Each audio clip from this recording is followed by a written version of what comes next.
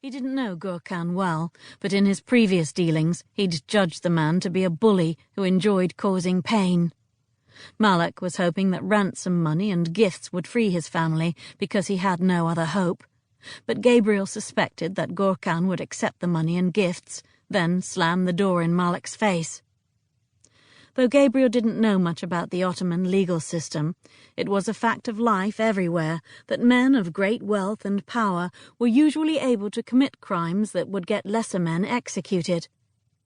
If Malak accused his cousin of kidnapping his wife and children, Gurkhan could claim they were slaves given as gifts. And if Malak protested too much, his family might die of some mysterious fever in Gurkhan's harem.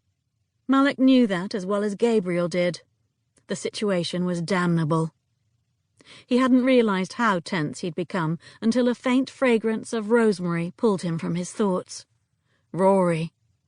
He turned and smiled as she approached, moving gracefully from one handhold to another because of the rough seas. "Captain," she said, voice demure but giving him a smile that blazed like a candle in the night. He suspected that the smile he returned made him look like a babbling idiot. "Lady Aurora, are you and Miss Hollings settling in well?" Had he asked her that last night? Probably. "Yes, your crew has been all that is kind." "Since it's windy, shall we move here?" He motioned to the leeward side of the quarterdeck, which was a little calmer and also out of sight of any crewmen.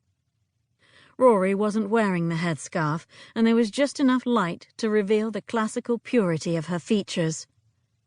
Searching for a neutral topic, he asked, "Has the cat moved in with you and Miss Hollings? He needs to remember that his first duty is patrolling the ship and providing summary justice to vermin." She laughed. "He spent some time lounging on Constance's bunk, but left when I came out and went off to report for duty.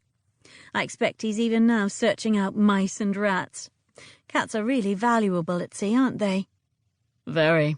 The cook dotes on him because vermin can destroy a ship's supplies very quickly. There's no better antidote to that than cats." "I shall be sure to include a cat on board with my blockade runner heroine." Constance was doing sketches of me looking brave and dashing. She frowned. "I need to learn more about cutlasses. Do you have yours on you?" "As a matter of fact, I do," he admitted. "For all that the sea seems quiet tonight, these are potentially dangerous waters. If a galley full of pirates approached and tried to board, one wouldn't want to be without weapons." "I must remember to put that in my story. May I see the cutlass?" He pulled the blade from its sheath, which was mostly concealed under his long coat, and showed it to her. The curving blade glinted briefly as the moon emerged from behind passing clouds. "Have you had any experience with swords?" She studied the weapon with interest.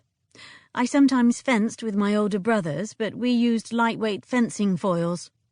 "A cutlass is shorter and much heavier. Heavy enough to cut through ropes and canvas, and even wood if necessary." He showed her the proper grip and demonstrated several cutting motions.